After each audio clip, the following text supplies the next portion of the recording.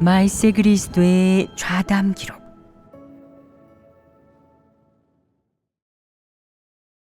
관념을 해결해야 하나님을 믿는 정상 궤도에 진입할 수 있다. 3. 지금 너희의 생명 진입은 어느 단계에 도달했느냐? 너는 이미 내 관점이 옳지 않다는 사실을 인식하고도 여전히 내 관점대로 살아가고 여전히 내 관점으로 하나님 사역을 가늠한다. 내 사상 관점으로 하나님이 내게 마련한 상황을 판단하고 내 사상 관점으로 하나님의 주제를 대한다. 이것이 진리 원칙에 부합하느냐? 황당하지 않으냐? 사람은 고작 그만한 도리를 깨닫고서는 하나님의 행사를 가늠하려 하는데 그건 너무 교만하지 않으냐? 너는 지금 단지 하나님 말씀이 좋은 말씀, 옳은 말씀이라고 인정한 것에 불과하다. 표면적인 행위로 볼 때 너는 명백히 진리에 어긋난 일을 하지 않고 하나님 사역을 판단하는 일을 하지 않고 또 하나님 집의 사역 지침에 순종할 수 있다. 그러면 너는 한 명의 이방인에서 하나님을 따르며 성도의 품위를 갖춘 한 사람으로 바뀌게 된다. 너는 근본적으로 사탄 철학, 사탄 이념, 사탄의 법칙, 사탄의 지식에 따라 살아가는 사람에서 하나님 말씀을 듣고 그것이 진리라고 생각해서 받아들이고 진리를 추구할 수 있는 사람, 하나님 말씀을 생명이 되게 받아들이는 사람이 된다. 바로 이런 과정인데 그 이상도 이하도 아니다. 그 기간에 내 행위, 내 일처리 방식에는 분명 어느 정도 변화가 발생한다. 그 변화의 크기가 얼마나 되든 하나님이 보기에 네가 이런 모습을 보이는 건 단지 행위와 방법의 변화, 내면의 염원과 의지의 변화일 뿐이고 기껏해야 사상관점의 변화일 뿐이다. 단지 그뿐이다. 아마 지금 너는 한순간의 열정, 한순간의 충동으로 하나님을 위해 목숨을 바칠 수도 있겠지만 내가 무척 꺼리는 일에서 하나님에게 절대적으로 순종하라고 하면 그러지 못한다. 이것이 바로 행위 변화와 성품 변화의 차이다. 아마 너는 좋은 마음으로 인해 하나님을 위해 목숨을 버리고 모든 걸 버릴 수도 있다. 하나님을 위해서는 마지막 피 한 방울까지도 기꺼이 흘리겠습니다. 제 한평생 후회도 원망도 없습니다. 결혼도 포기하고 세상에서의 앞날도 포기하고 모든 부귀영화를 다 포기하고 하나님이 마련하신 상황들을 받아들이고 세상 사람들의 비웃음과 비방도 다 견디겠습니다. 라고 말할 수 있다. 하지만 유독 하나님이 마련한 상황이 내 관념에 맞지 않을 때는 일어나서 하나님에게 대들고 대항할 수 있다. 이것이 바로 행위 변화와 성품 변화의 차이다. 아마 너는 하나님을 위해 목숨을 버리고 네가 가장 사랑하는 사람 또는 가장 아끼고 마음에서 가장 내려놓기 힘든 것을 버릴 수 있을지도 모른다. 하지만 하나님에게 진심을 털어놓고 정직한 사람이 되라고 하면 무척 곤란해하며 그렇게 하지 못한다. 이것이 바로 행위 변화와 성품 변화의 차이다. 아마 너는 평생 육적인 안위를 탐하지 않고 좋은 음식을 먹지도 좋은 옷을 입지도 않을 수 있고 매일 정말 힘들고 고생스럽게 본분을 이행하며 육체가 가져다주는 온갖 고통을 참고 견딜 수 있을지도 모른다.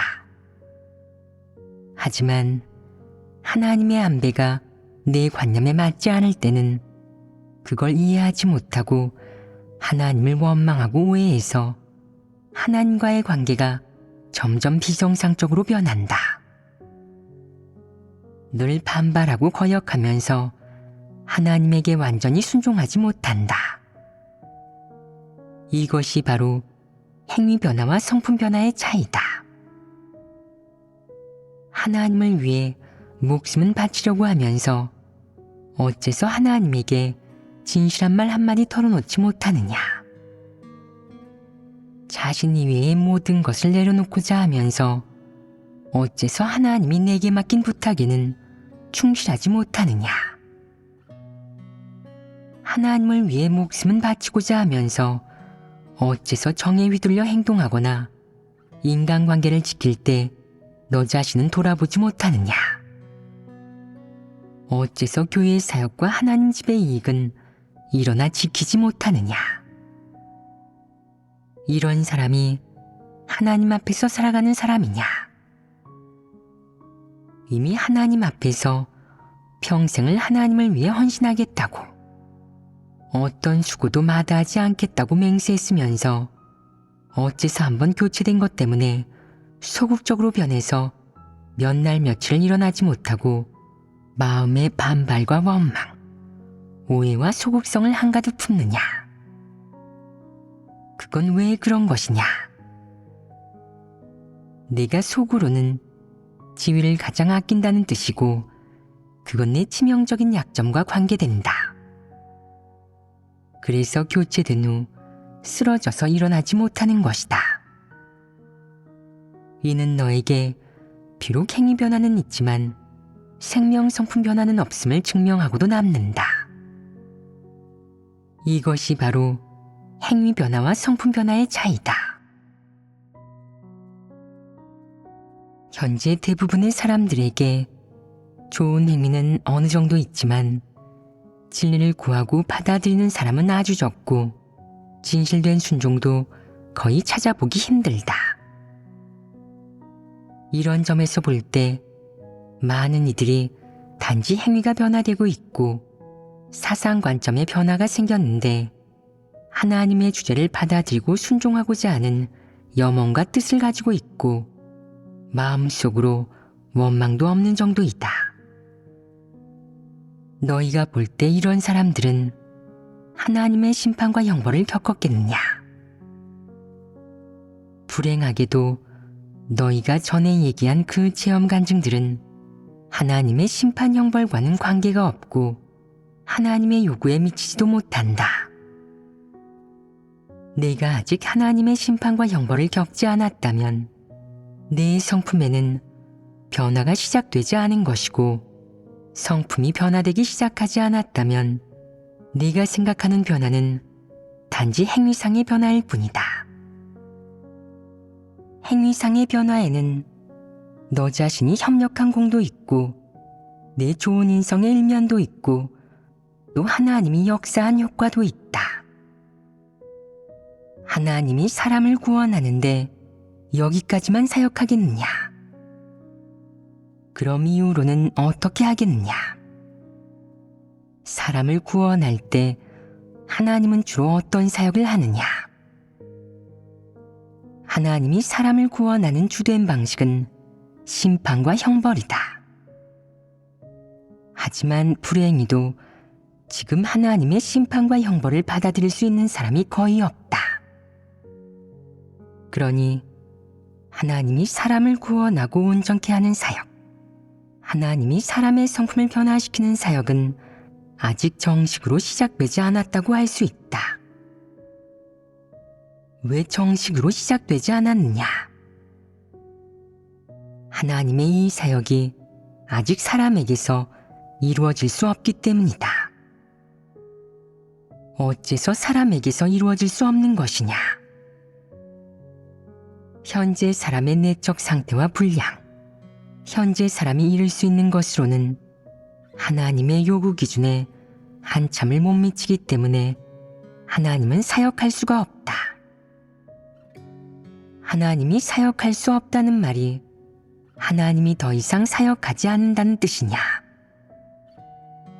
아니다. 하나님은 기다리고 있다. 기다리는 동안 하나님은 무얼 하느냐? 교회를 정결케 하고 있다. 교란하고 방해하는 자, 적그리스도, 악령, 악인, 불신파, 하나님을 진심으로 믿지 않는 자, 힘쓰는 것조차 할 수 없는 자를 모두 정리하는 것이다. 이를 가리켜 정돈이라고 하고 키질이라고도 한다. 그렇다면 정돈은 이 기간에 하는 주된 사역이냐? 아니다.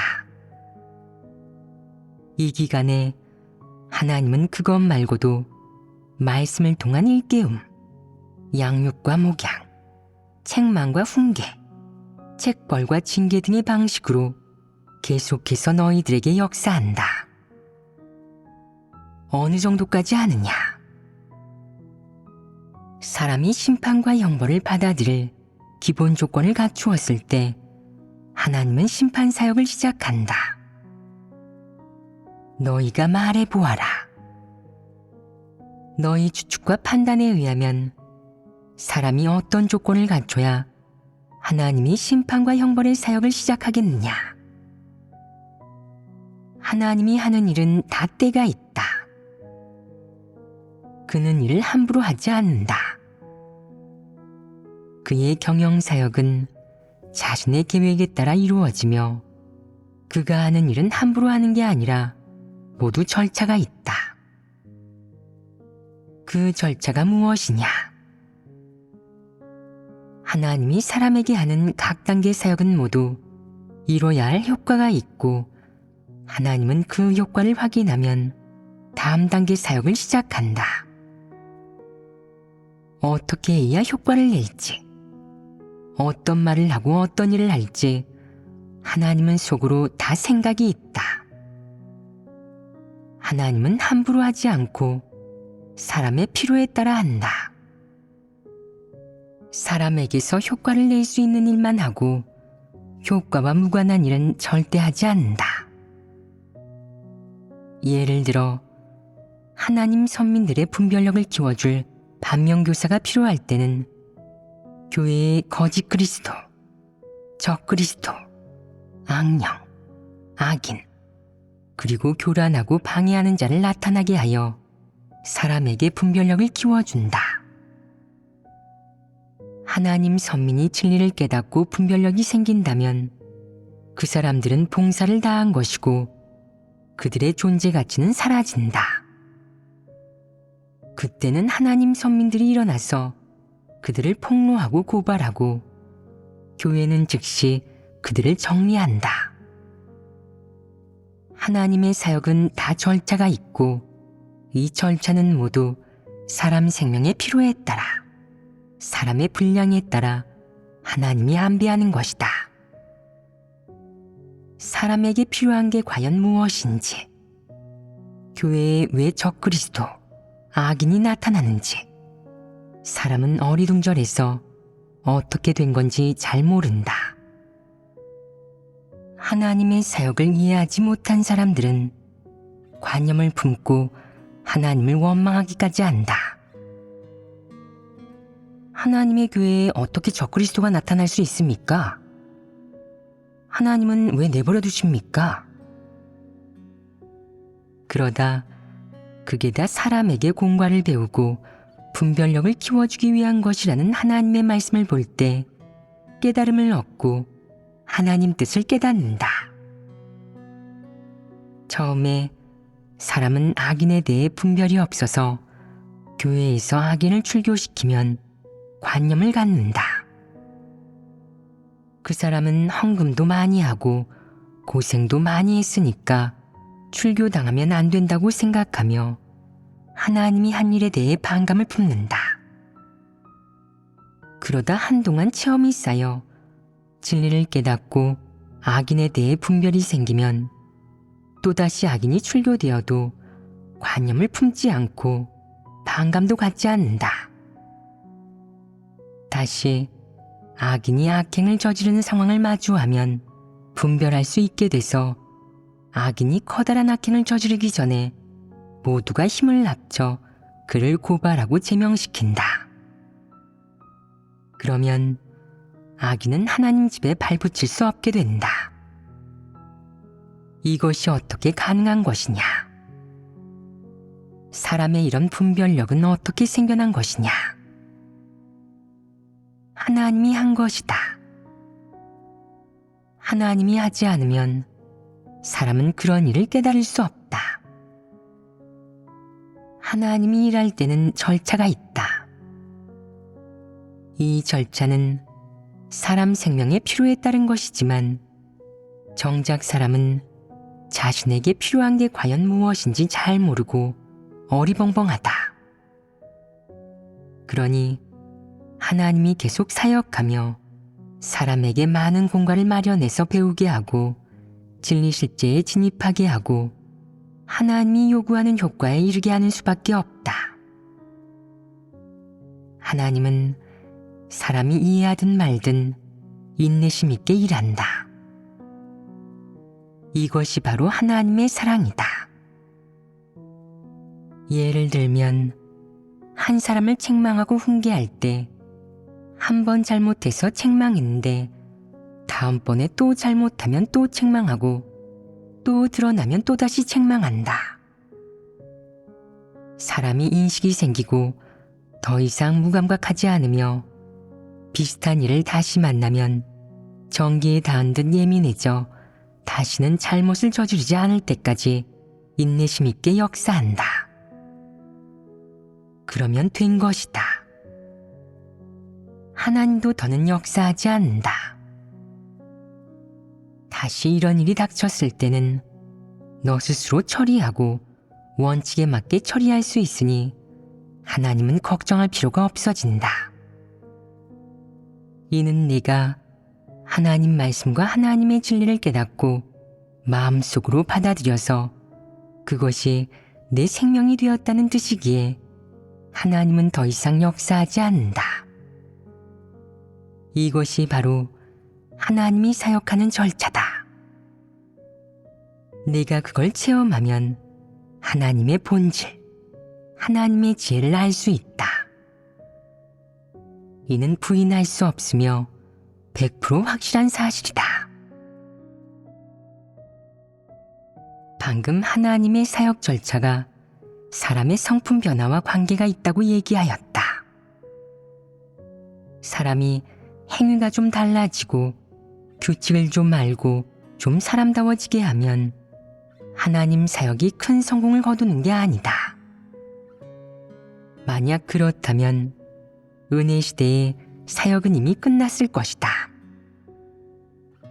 하나님이 바라는 것은 무엇이냐? 사람의 성품 변화입니다. 그렇다. 성품 변화야말로 진정 구원받는 사람이 갖추어야 할 조건이다. 하나님이 사람에게 바라는 것은 행위상의 변화만이 아니라 더 중요한 것은 성품상의 변화이다. 이것이 바로 구원에 이르는 기준이다. 방금 전 행위 변화를 나타내는 모습에 대해서도 얘기했다. 예를 들어 하나님을 위해 버리고 목숨을 바칠 수 있는 것 등은 명백히 행위상의 변화이다. 하지만 하나님의 부탁에 충성심이 없고 건성으로 대하고 속이기까지 한다면 그것은 성품면에서 아직 변화에 이르지 못한 것이다. 이제 사람은 그저 행위에서만 꽤나 바람직할 뿐이다. 비교적 성도의 품위에 부합하는 것처럼 보이고 비교적 인성적으로 행동하고 존엄성과 인격을 어느 정도 갖춘 것 같다. 하지만 사람이 좋은 행위를 얼마나 많이 하든 그것이 진리 실행과 무관하고 양심과 이성, 정상인성을 살아내는 것에서 비롯된 게 아니라면 성품 변화와는 무관하다. 그렇다면 그건 하나님이 바라는 것이 아니다. 이렇게 볼 때 아무리 규칙에 맞게 행동하고 아무리 말 잘 듣고 아무리 목숨을 바치고 의지가 크다고 한들 너희가 지금 나타내는 그런 모습이 하나님을 만족케 할 수 있느냐? 하나님의 요구에 도달했느냐? 아닙니다. 하나님 요구가 너무 높아서 그런 것이냐? 어떤 사람들은 생각한다. 사람이 지금 이렇게 말을 잘 듣는데 어째서 아직도 하나님의 요구에 이르지 못한 것일까? 너희가 볼 때 지금 이렇게 말을 잘 듣는 것이 순종이냐? 아닙니다. 그렇다. 지금 말을 잘 듣는 건 단지 이성이 조금 있는 것일 뿐이고 그건 다 하나님의 징계 덕분이다. 이는 완전히 하나님이 징계로 도달한 효과다.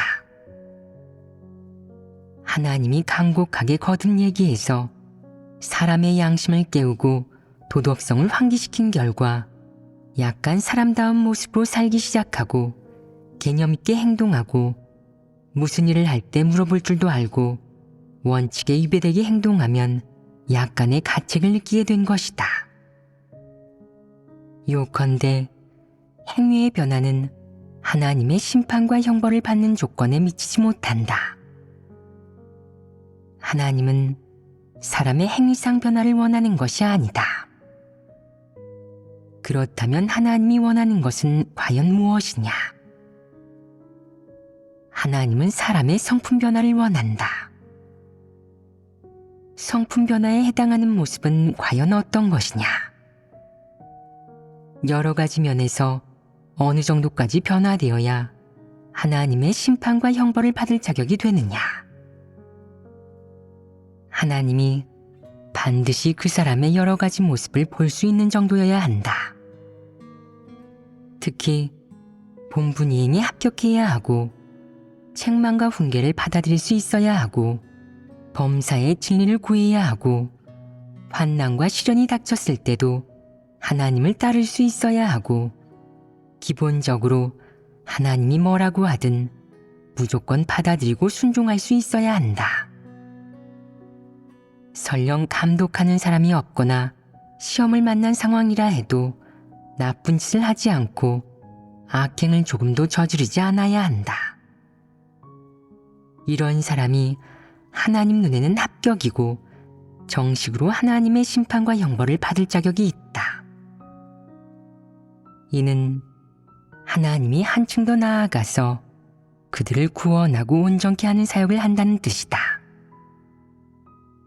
여기에 어떤 신호, 어떤 기준이 있는지 너희는 아느냐?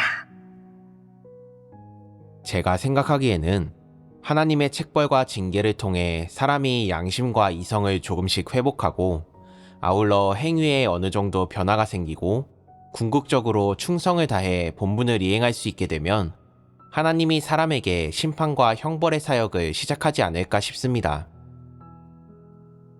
너희는 이 말에 동의하느냐? 동의합니다. 훌륭하다. 하지만 이건 단지 그중 하나다. 사람에게 심판과 형벌의 사역을 하기 전에 하나님은 그 사람을 평가할 것이다. 어떻게 평가하겠느냐? 하나님에게는 몇 가지 기준이 있다. 우선 하나님의 부탁을 대하는 태도가 어떤지, 즉 사람이 이행해야 할 본분을 어떤 태도로 대하는지, 본분의 마음과 힘을 다하는지, 충성스럽게 이행할 수 있는지를 본다. 요컨대 사람이 본분 이행에 합격할 수 있는지를 보는 것이다. 이것이 첫 번째 조건이다. 이것은 사람이 하나님을 믿는 삶, 사람이 일상에서 종사하는 일과 직접적으로 관계가 있다. 하나님이 어째서 이것을 하나의 조건, 하나의 평가 기준으로 삼겠느냐? 너희는 그 이유가 무엇인지 아느냐? 하나님은 이렇게 평가한다. 바로 하나님이 사람에게 어떤 일을 부탁할 때 사람이 어떤 태도로 대하는지가 매우 중요하다는 것이다. 이 일은 하나님이 부탁한 것인데 사람이 양심이 있을 때 일을 대하는 방식과 양심이 없을 때 대하는 방식, 사람이 이성이 있을 때 대하는 방식과 이성이 없을 때 대하는 방식에는 차이가 있다. 양심과 이성, 이것은 인성에 마땅히 갖춰져야 하는 것이다.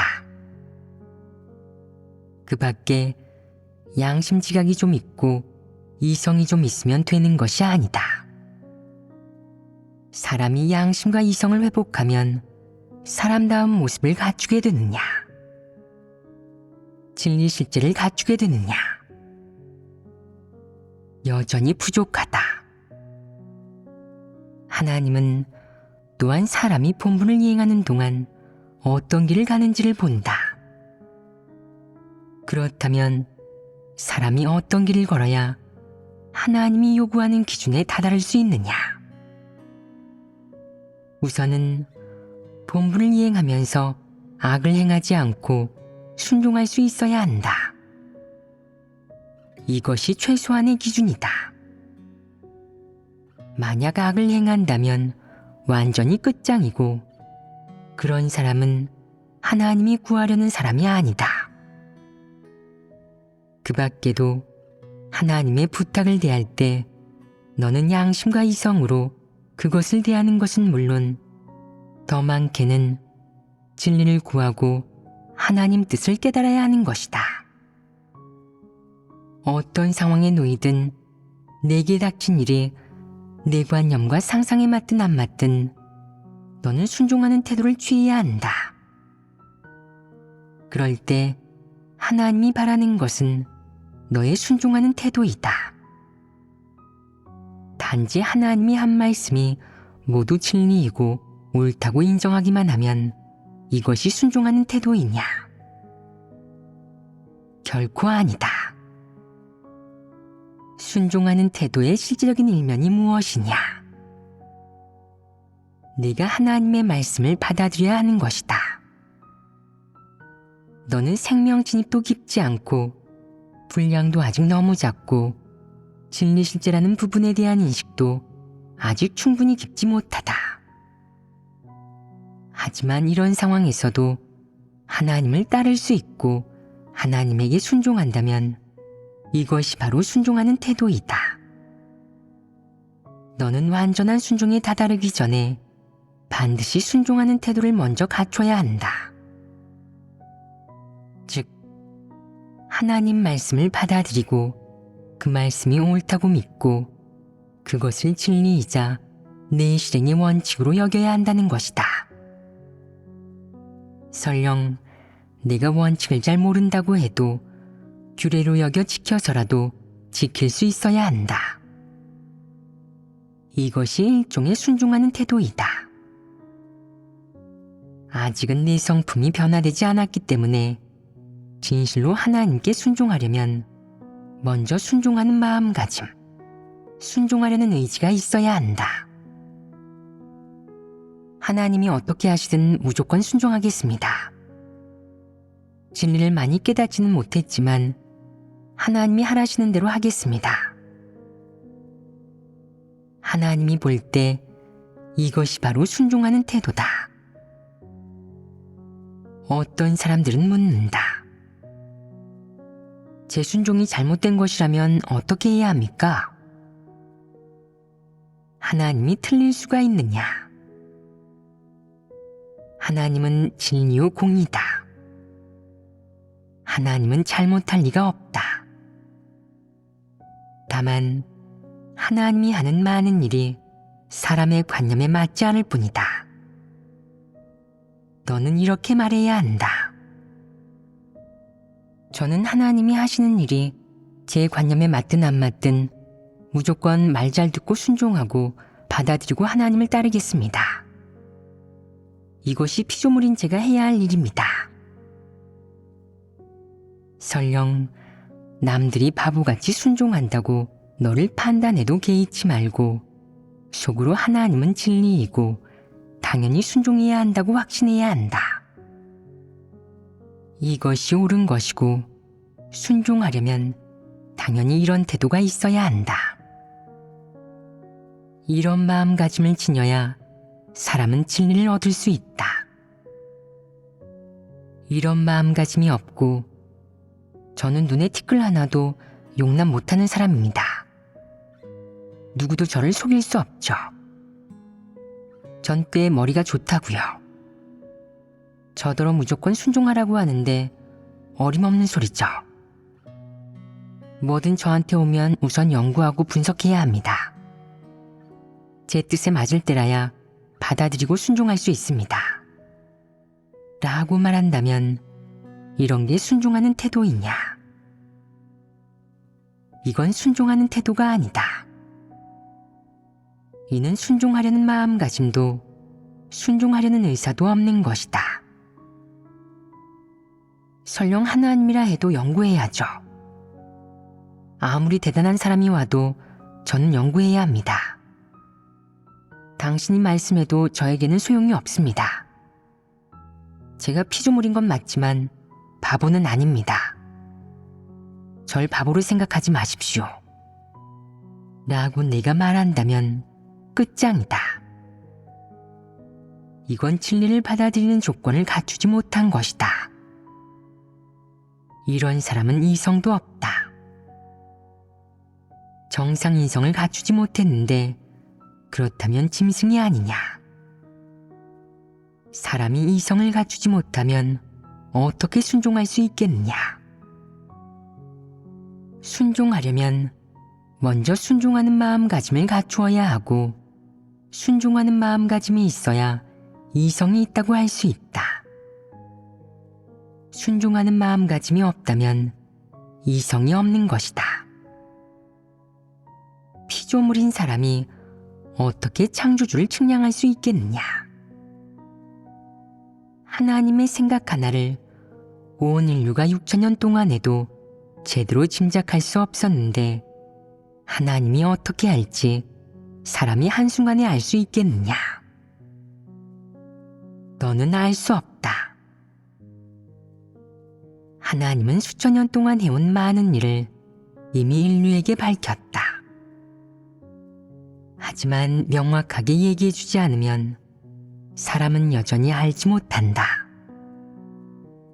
아마 내가 지금 문자적으로는 이해했을 수도 있지만 20년이 지나야 진정으로 조금 이해할 수 있을 것이다. 사람은 하나님이 요구한 바와 이렇게나 멀리 떨어져 있다.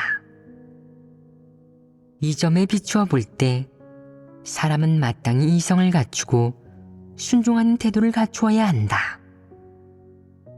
개미나 구더기에 불과한 사람이 창조주를 측량하고자 한다면 그건 가장 비이성적인 일이다.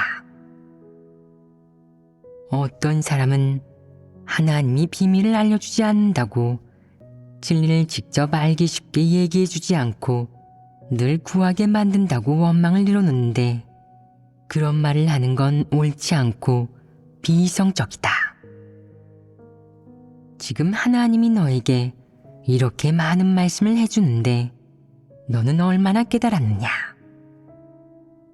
하나님 말씀을 너는 얼마나 실행할 수 있느냐? 하나님 사역에는 다 절차가 있다. 만약 하나님이 2000년 전 당시 사람들에게 말세 사역을 알려주었다면 그들이 이해할 수 있었겠느냐?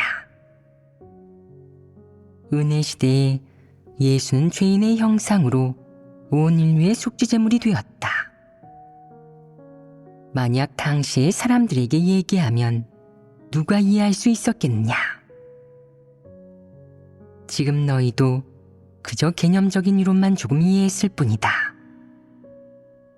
하지만 하나님 성품의 진정한 일면, 인류를 사랑하는 하나님의 뜻, 하나님의 당시 행사의 출발점과 계획 등 이런 진리는 사람이 절대로 깨달을 수 없다. 이것이 바로 진리의 비밀이고 하나님의 본질인데 사람이 어떻게 그걸 측량할 수 있겠느냐? 내가 창조주를 측량하려 한다면 그건 너무 비이성적이다. 너는 너무 거만하고 주제넘다. 사람은 하나님을 측량하려 하지 마라. 사람은 그저 진리를 조금 깨달을 수 있으면 그것으로 훌륭하다. 진리를 조금 깨달을 수 있는 것만으로도 너는 이미 충분히 얻은 것이다. 따라서 순종하는 마음가짐이 있다면 이것이 이성이 있는 것 아니냐. 이것은 절대적으로 이성적인 것이다. 순종하는 마음가짐, 순종하는 태도를 갖추는 것. 이것이 피조물이라면 누구나 최소한 갖춰야 할 조건이다. 본분 이행에 합격하고 충성을 다해 본분을 이행하고 순종하는 마음가짐을 갖추는데 시간이 얼마나 걸리느냐? 정해진 기간이 있느냐? 그렇지 않다. 그건 개개인의 추구와 의지, 진리를 갈망하는 정도에 달려있고 개개인이 타고난 양심과 이성, 자질, 그리고 깨닫는 능력에 달려있다. 순종하는 마음가짐을 갖춘 사람은 곧바로 언행과 행위에 한층 변화가 생긴다. 어떤 변화가 있겠느냐? 하나님이 보기에 너는 기본적으로 정직한 사람이다. 기본적으로 정직한 사람이라는 건 어떤 뜻이냐? 내가 자기 언행에 일부러 거짓말하는 성분이 줄어서 80%는 진실을 말하게 된다는 뜻이다. 간혹 나쁜 습성으로 인해 환경이나 모종의 원인으로 인해 무의식적으로 거짓말을 하면 너는 죽은 파리를 삼킨 것처럼 속으로 여러 날 괴로워한다. 그러다가 하나님 앞에서 잘못을 뉘우치고 회개한 다음 변화가 생겨서 갈수록 거짓말이 줄어들고 내적 상태가 좋아질 것이다. 이것을 하나님이 볼 때 너는 기본적으로 정직한 사람이다. 어떤 사람들은 말한다. 기본적으로 정직한 사람이면 성품이 변화된 것 아닙니까? 그런 것이냐? 아니다. 그건 단지 행위상의 변화일 뿐이다. 하나님이 보기에 정직한 사람이 될 수 있는 것은 행위상의 변화뿐만 아니라 마음가짐, 일을 바라보는 관점에서 본질적인 변화가 있다는 것이다. 거짓말하고 속이려는 속셈이 없고 말과 행동에 거짓과 기만이 하나도 없다. 말과 행동이 갈수록 진실해지는데 갈수록 사실을 말하는 것이다. 예를 들어 너에게 어떤 일을 네가 한 것이냐고 물었을 때 설령 그렇다고 인정하면 뺨 맞거나 벌 받는다고 해도 사실을 말할 수 있다. 설령 얘기하면 큰 책임을 져야 하고 죽거나 멸망할 수 있다고 해도 사실대로 말할 수 있고 이렇게 진리를 실행해서 하나님을 만족게 하고자 한다. 이는 하나님 말씀을 대하는 태도가 굳건해졌다는 것이다. 언제든지 하나님이 요구하는 것 중 한 가지 실행 기준을 선택하는 일이 너에게 별로 문제될 게 없고 모두 자연스럽게 도달하고 실행해낼 수 있다. 외부 환경의 구속, 혹은 리더 일꾼의 지적, 혹은 하나님이 곁에서 감찰하고 있다는 느낌이 없어도 스스로가 이미 자연스럽게 그런 일을 할 수 있다. 외부 환경의 구속이 없다는 것은 하나님의 징계가 두려워서라거나 양심의 가책이 두려워서도 아니고 남들의 비웃음 혹은 감독이 두려워서도 아니다. 그런 것 때문이 아니다. 자신이 능동적으로 자신의 행동을 성찰하고 자기 행위의 옳고 그름을 가늠할 수 있고 자신의 행위가 진리에 부합하는지 하나님을 만족케 할 수 있는지 가늠할 수 있게 된다면 하나님 입장에서 너는 정직한 사람이 되는 기준을 이미 기본적으로 통과했다. 기본적으로 정직한 사람. 이것은 하나님의 심판과 형벌을 받아들이기 위한 세 번째 조건이다. 지금까지 심판과 형벌을 받아들이는 세 가지 조건에 대해 교제했다. 첫째는 본분 이행에 합격하는 것이고, 둘째는 순종하는 태도이고, 셋째는 기본적으로 정직한 사람이어야 하는 것이다. 기본적으로 정직한 사람이어야 한다는 이 조건은 어떻게 판단하느냐? 기준이 무엇이냐? 일부러 거짓말하는 경우는 적고 진실을 말할 때가 많다는 것입니다. 많은 경우 진실을 말할 수 있는 점. 이 한 가지는 너희가 판단할 줄 알 것이다. 정직한 사람이 되는 것. 이것은 하나님의 심판과 형벌을 받아들이기 위한 세 번째 조건이다. 두 번째는 순종하는 태도이다. 순종에 포함된 세부 내용 중 주된 것은 하나님 사역에 대해 연구하지도 분석하지도 않고 오로지 순종하는 태도만 가지는 것이다. 그 밖에도 정직한 사람이 되기를 추구하여 거짓말이 갈수록 줄어들고 대부분의 경우 진실을 말하고 속마음을 털어놓는 것인데, 여기서 가장 중요한 것은 주관적인 면에서의 협력, 즉 적극적이고 진취적으로 최선을 다해 진리를 향해 노력하는 것이다. 순종하는 마음가짐은 사람의 주관적인 면에서 이루게 되는 효과이다. 정직하게 살 수 있어 기본적으로 정직한 사람이 되는 것. 이 역시 주관적인 면에서 사람이 열심히 추구에 도달하게 되는 효과다. 하나님의 심판과 형벌을 받아들이기 위해서는 또 한 가지 주요 조건이 있다. 우선 너희에게 단서를 줄 테니 내가 말한 내용에 따라 묵상해보면 생각해낼 수 있을 것이다. 처음에 하나님을 믿기 시작해서 끝까지 갔을 때 일생에서 사람이 잘못한 일이 많겠느냐 적겠느냐? 사람이 하나님을 거역한 행위가 많겠느냐 적겠느냐? 많을 것입니다. 그렇다면 잘못을 저지르고 하나님을 거역할 때 어떻게 해야 하느냐? 회개의 마음을 가져야 합니다. 회개의 마음이 있는 것은 곧 양심이 있고 이성이 있는 사람이라는 뜻이다. 양심과 이성, 이것은 하나님께 구원을 받는 사람이 최소한 갖춰야 하는 것이다. 양심과 이성이 없는 사람들은 누구도 하나님께 구원받을 수 없다. 만약 어떤 한 사람이 잘못을 저질렀는데 전혀 회개할 줄 모른다면 이것은 어떤 인간이냐? 전혀 회개할 줄 모르는 자가 하나님을 끝까지 따를 수 있겠느냐? 진실로 변화할 수 있겠느냐? 그럴 수 없습니다. 왜 그런 것이냐? 회개의 마음이 없기 때문입니다. 그렇다.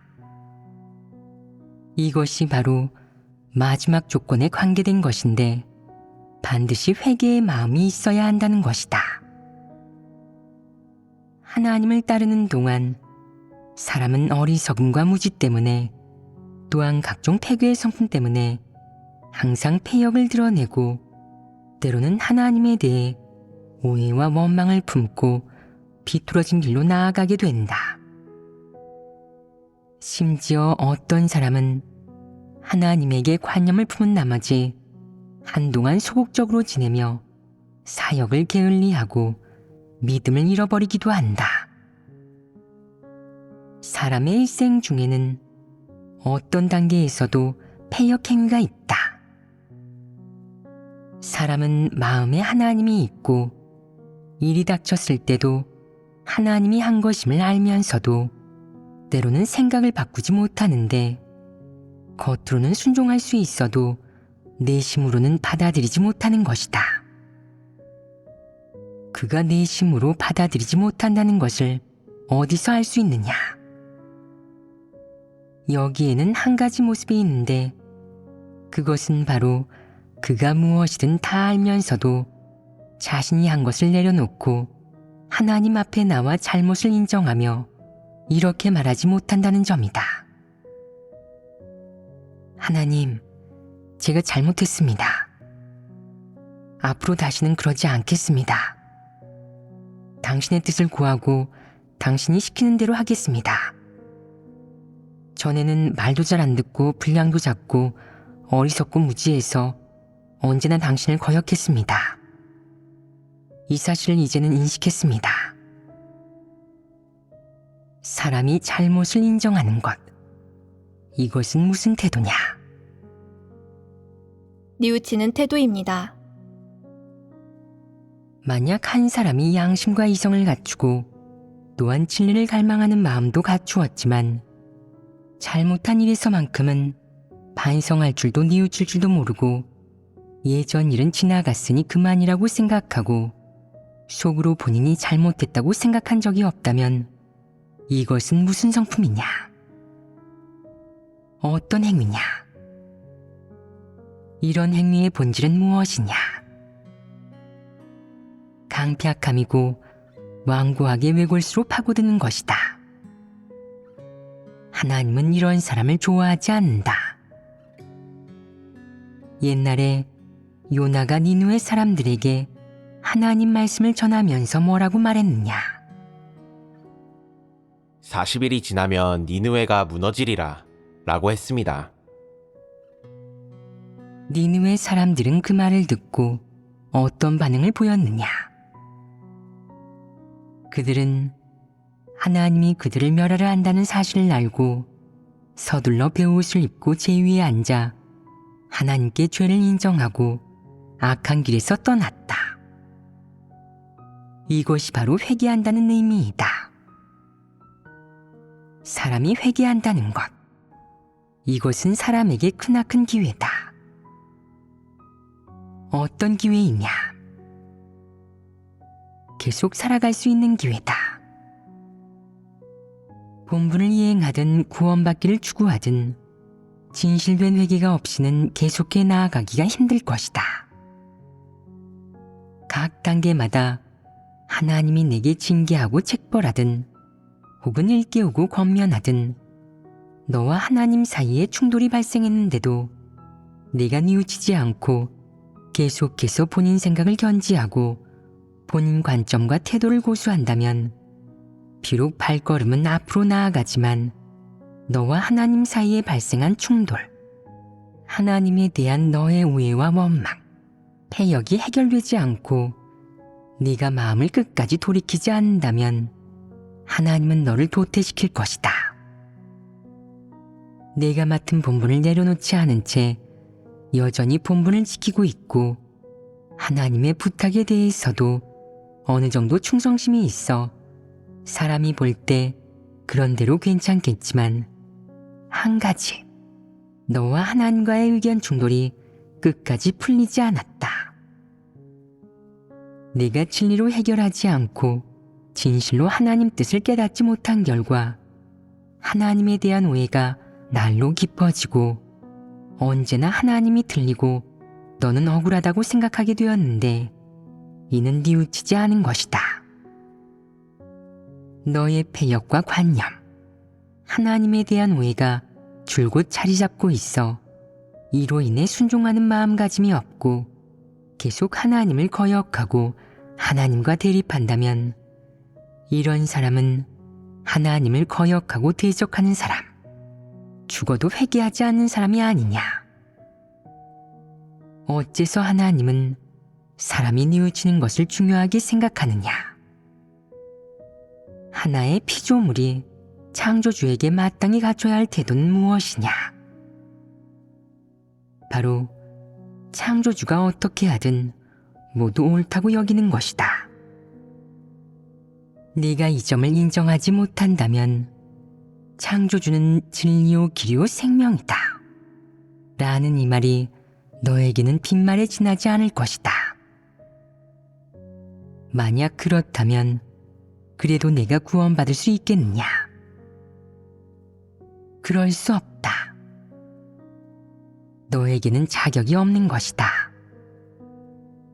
너 같은 사람은 하나님이 구원하지 않는다. 이런 사람들이 있다. 하나님은 사람에게 회개의 마음을 지니고 뉘우칠 줄 알아야 한다고 하십니다. 하지만 저는 아직도 뉘우치지 못한 일이 많은데 지금 뉘우치면 늦지 않겠습니까? 늦지 않다. 한편 또 이런 사람들도 있다. 제가 뉘우칠 게 뭐가 있습니까? 예전 일은 이미 다 지나갔고 잊었는데요. 하루라도 내 성품에 변화가 없고 하루라도 내가 본인이 한 것 중에 진리에 부합하지 않는 부분, 하나님과 합할 수 없는 부분이 무엇인지 인식하지 못했다면 너와 하나님 사이의 엉킨 매듭이 아직도 풀리지 않은 것이고 이 일은 해결되지 않은 것이다. 이 성품이 내 내면에 있고 하나님을 거역하는 생각과 관점, 태도가 내 내면에 있으면 적절한 상황을 만났을 때 그런 관점이 또다시 튀어나와 너와 하나님 사이의 갈등이 또다시 폭발할 것이다. 그러니 예전의 일을 해결하지 못하더라도 앞으로 발생하는 일은 반드시 해결해야 한다. 어떻게 해결해야 하겠느냐? 뉘우쳐야 하고 자신의 생각과 의도를 내려놓아야 한다. 너에게 이런 마음이 있다면 당연히 이것도 일종의 순종하는 태도다. 하지만 좀 더 적절히 말하자면 이것은 사람이 하나님을 대하고 창조주를 대하는 일종의 뉘우치는 태도이고 창조주는 진리요 길이요 생명이다 라는 이 사실에 대한 인정과 긍정이다. 네가 뉘우칠 수 있다면 그것은 자신이 옳다고 여기는 것 혹은 폐괴된 인류가 옳은 것이라고 공인하는 것들을 내려놓고 하나님의 말씀이 진리이자 긍정적 사물임을 인정한다는 뜻이다. 그리고 이런 태도를 지닌다면 그것은 창조주의 신분을 인정하고 그의 본질을 인정한다는 뜻이다. 하나님은 이렇게 생각한 것이다. 따라서 하나님은 사람이 뉘우치는 것을 무척 중요하게 생각한다. 어떤 사람들은 말한다. 만약 사람이 잘못한 게 없으면 뭘 뉘우쳐야 합니까? 설령 당장 무슨 잘못을 저지르지 않았다 해도 너는 미리 회개 방면의 진리를 깨달아야 한다. 이것은 네가 당연히 갖추어야 할 진리다. 진리를 깨달으면 너는 부적절하게 처리한 일들을 발견할 수 있고 속셈과 마음가짐, 즉 성품 방면에 관계된 문제도 발견할 수 있다. 이런 것들은 부지불식간에 수면 위로 떠올라 너와 하나님 사이가 사실은 그렇게 단순하게 하나님과 사람의 관계가 아니라는 점, 하나님은 여전히 하나님이지만 너는 합당한 자격을 갖춘 피조물이 아니라는 점을 깨닫게 해줄 것이다. 사람이 어떤 일에서 자기 위치에 제대로 서지 않고 자기가 해야 할 일을 다하지 못했다면, 그러니까 자신의 본분을 다하지 못했다면 마음의 매듭이 생긴다. 이것은 반드시 해결해야 할 가장 현실적인 문제이다. 그렇다면 어떻게 해결해야 하느냐? 어떤 태도를 갖춰야 하느냐? 우선은 뉘우치는 마음이 있어야 한다. 뉘우치는 마음은 어떻게 실행해야 하느냐? 예를 들면 어떤 사람이 1, 2년 리더를 했는데 자질 부족으로 그 사역을 감당하지 못했다. 어떤 일도 간파하지 못하고 진리로 문제를 해결할 줄도 모르고 실제적인 사역도 할 수 없어서 결국 교체되었다. 만약 그가 교체된 뒤에 순종할 수 있고 또 계속해서 본분을 이행할 수 있고 뉘우치는 마음이 있다면 그는 어떻게 해야 하느냐? 먼저 이렇게 인식해야 한다.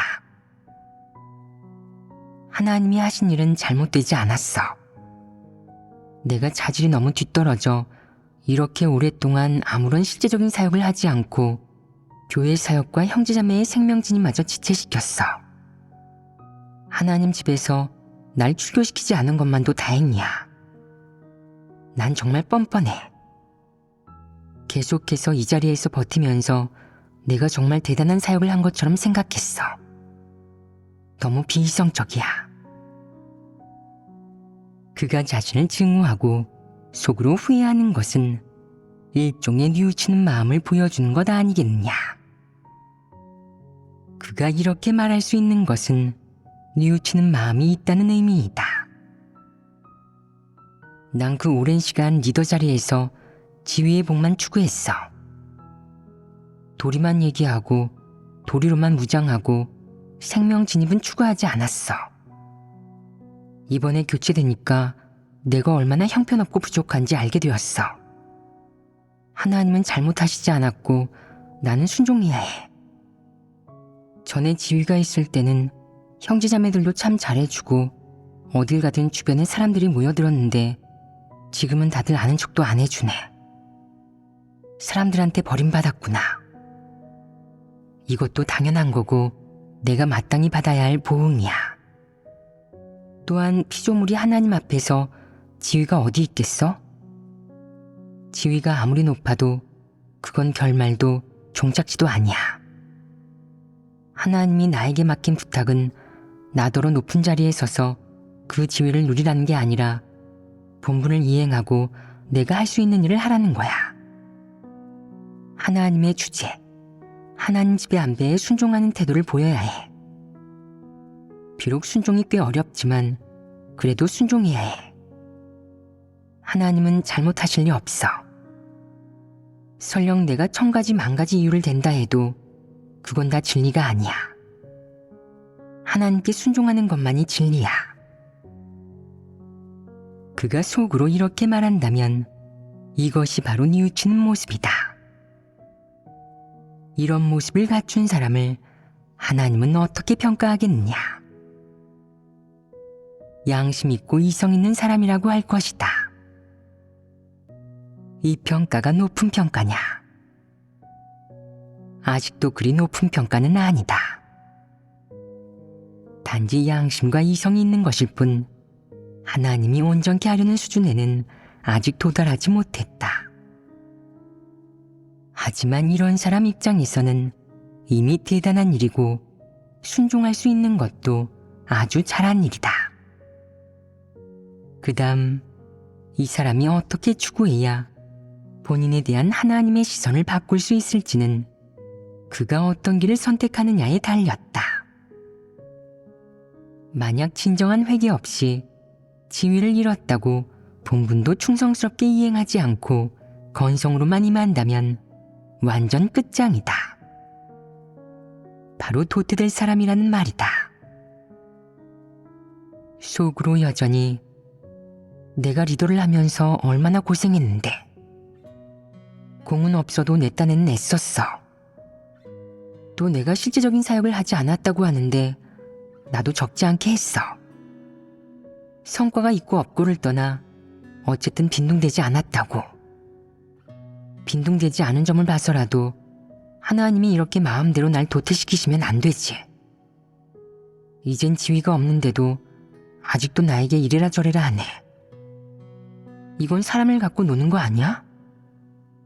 라며 원망한다면 교체된 후에는 어떤 본분도 이행할 의욕이 없다면 이게 충성하고 순종하는 것이냐? 충성심도 순종하는 마음도 뉘우치는 마음도 없다. 아무것도 없는 것이다. 이는 가련하지 않으냐?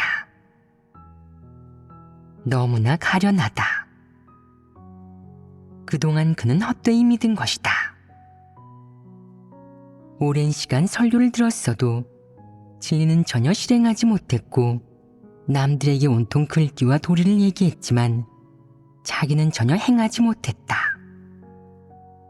그는 이런 식으로 하나님을 믿었다. 남들에게는 숱한 도리를 얘기했지만 결국 자기가 안고 있는 그만한 문제도 해결하지 못했으니 너무나 가련하다. 그런데도 하나님의 심판과 형벌을 받으려 하느냐? 교체되고 나서도 거기서 하나님과 힘겨루기를 하고 시달리면서 전혀 순종하지 않았다. 이건 쓸데없이 시달리는 것이 아니냐? 네가 뭐 때문에 시달리든 전혀 무가치하다. 다른 건 둘째치고 교회에서 너를 자리에서 교체하자 너는 화를 내고 겨루었다. 이것만 봐도 너는 사람들 자격이 없고 하나님의 피조물이 될 자격이 없다. 그런데도 무슨 이치를 따지려고 하느냐? 네가 아무리 따지고 들어도 소용없다.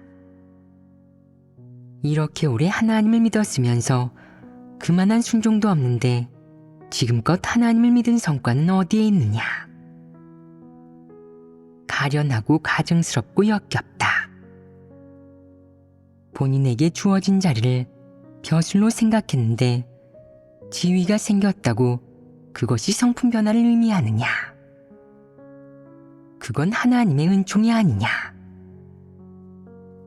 하나님이 은총을 베풀어 너에게 맡긴 부탁을 벼슬로 생각하다니 역겹지 않으냐? 하나님 집에 벼슬이 어디 있느냐? 역대 성도 중에도 벼슬을 맡은 이는 하나도 없었다. 2000년 동안 사람들은 바울을 숭배했지만 그를 어떤 벼슬에 앉았다고 말한 사람은 아무도 없었다. 그러니 벼슬이라고 하는 건 말이 되지 않는다. 그건 상도 아니고 하나님이 너에게 맡긴 부탁도 아니니 내려놓아야 한다. 벼슬만 하려고 하면 하나님이 칭찬할 수 있겠느냐? 구원에 이를 수 있느냐? 절대 안 된다.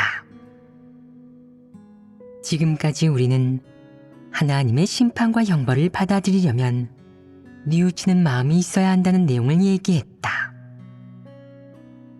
이것은 중요하지 않으냐? 사람이 이런 태도를 갖는 것은 너무나 중요하다. 내가 창조주와의 사이에 구세주와 구속받은 사람의 관계를 맺고 싶다면, 하나님에게 구원받고 싶다면 반드시 내 위치를 바로잡고 내 마음 속에서의 하나님의 위치와 지위를 확실히 해야 한다. 그렇다면 내 위치는 무엇이냐? 피조물입니다. 피조물은 누구냐? 짐승이 아닌 사람이다. 언제든 너는 자신이 피조물이자 평범한 사람이라는 사실을 기억해야 하고 네가 서야 할 위치를 잊어서는 안 된다. 하나님이 너에게 은혜와 축복을 좀 베풀어주면 너는 자신이 누군지 잊어버린다. 하나님이 자신을 낮추고 감춘 채 너에게 속내를 털어놓으며 위로해 주는 것은 너를 높여주는 것인데, 너는 하나님과 어깨를 나란히 하고 대등한 위치에 서서 자신을 높이고자 한다. 이건 대체 뭐하는 인간이냐? 이런 게 사람이냐? 하나님은 너 같은 피조물은 인정하지 않으니 한쪽으로 물러나라. 하나님이 너를 인정하지도 않는데 온전케 할 리가 있겠느냐? 너는 하나님이 온전케 하기 위한 조건을 갖추지 못했다. 여기까지 얘기하면 확실히 이해되지 않느냐? 그러니 뉘우치는 마음을 갖추는 것은 아주 중요하다. 그건 일종의 마음가짐인 동시에 일종의 태도이기도 하다. 이런 태도는 사람이 하나님께 구원받고 온전케 되고 싶다면 마땅히 갖춰야 할 중요한 실행 원칙이다. 스스로를 아주 위대하고 존귀하다고 생각하지 말고 스스로가 올바르고 잘못이 없다고 생각하지 마라. 너는 위대하지도 영예롭지도 올바르지도 않다. 너는 하찮고 천하며 사탄에게 배교된 피조물이다. 창조주로부터 구원받아야 할 존재이다. 너는 벌써 구원받은 사람도 완벽한 사람도 아니다. 이것이 내가 갖추어야 할 이성이다.